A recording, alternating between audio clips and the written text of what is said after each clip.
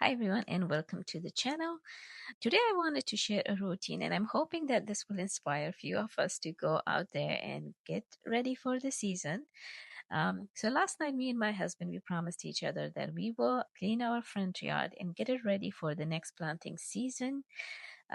So we went out there, put on our gloves, and started by removing all of the dried leaves, sticks, and shrubs, and any of the other kind of stuff that had accumulated over the winter.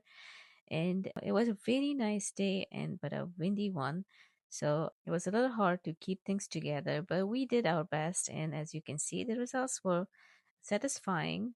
So we did what we could, and I also planted some tulips. It's a little late in the season, I know that, to plant tulips, but I had some bulbs, so I planted them here and add some snow on top of it for the watering. That took us about a few hours. It looks fast, but it definitely takes time to do those things. But we were happy that we had given ourselves some head start. Then we came inside, and it was time to make some supper. And for that, I boiled a big pot of water and added some salt to it. And the plan was to make some white rice, challow. For that, I had soaked basmati rice the night before.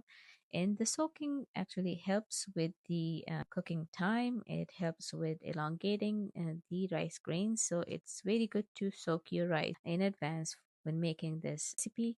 So once I have added the rice to the water, I will cover it and stir it every now and then just so it doesn't overboil, and cook it about 80%. And when I say 80%, the way to check for it is to take some of the rice grain out and press it between your fingers. And if it is easy to break it, then you will know that it's ready.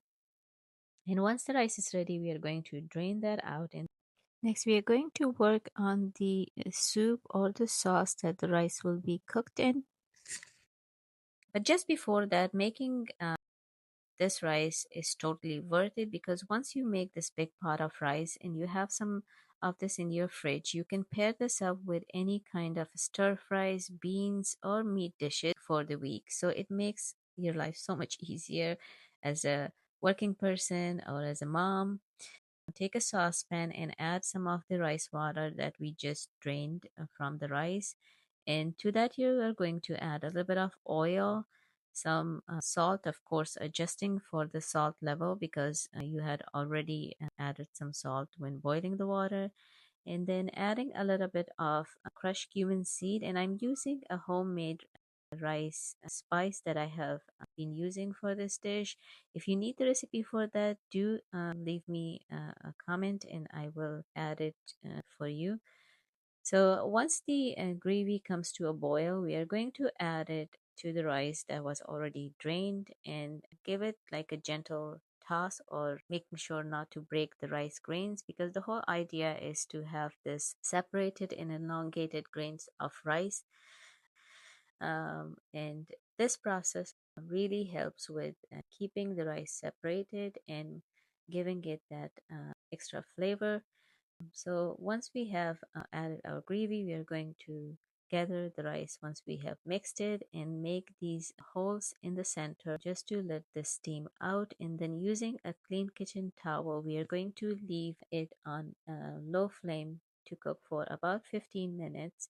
And also to mention that if your rice is a little too hard or soft, you can adjust the amount of gravy you're adding, so you can control it at that point. For the chicken, I had pre-marinated some chicken breast with some cayenne pepper, garlic, salt, some black pepper, onion powder, and a little bit of oil. And if you're looking for the full marination, I do have another video, so please do look that up. And this marination, you can either barbecue or make it this way. Either way works fine. And once I have added the chicken, I'm going to cover it and cook it for a few minutes. And the reason I'm covering it is because open cooking kind of dries out the chicken meat or the chicken breast, especially. So it helps with that. Next, we are going to work on the vegetables. So as you can see, I have taken an onion and a bell pepper. You can use any other colors of bell pepper, but I had the orange one, so I was going to use that. And as you can see, I'm cutting these in big chunks or pieces. And the idea is not to overcook in these and still leave that crunchy texture, which goes very well. And in general, not overcooking vegetable is good because it preserves the flavors and the benefits. So as you can see, our chicken is now ready since the oil has separated, and you will check for the tenderness just to make sure that it is to the right tenderness before adding the vegetables. And as I said before, we are not going to overcook these. So we are going to start by adding the onion and give it a quick toss, and then add the bell peppers, and then add a little bit more of the salt and black pepper just to give the vegetables some more salt and the spice as well. And then we are going to do the magical thing or the secret for this recipe in that brings the flavors really together is to give it that smoke flavor. For that, we are going to lit up a piece of charcoal and then add it to the dish by placing a piece of aluminum foil and drizzle some oil on it and cover for the smoke to stay in. I actually repeated this process few times. One, because I love how this whole process works, and second, because the pot that I was using, the cast iron pot, had a little hole in it or indentation. But I love my cast iron pot, so I wouldn't replace it. So I did repeat it a few times, but it's really fun and it really adds to the flavor. So I highly recommend that you do that. So once our dish is ready, as you can see, you can pair it with bread or you can serve it with the rice we just made. I hope you try this recipe and enjoy it. Let me know if you do. Thank you again for watching, and please do support your channel and stick around for more recipes like this. Let me know if there are any other recipes that you want me to make on this channel. So stay well and stay connected. Thank you for watching.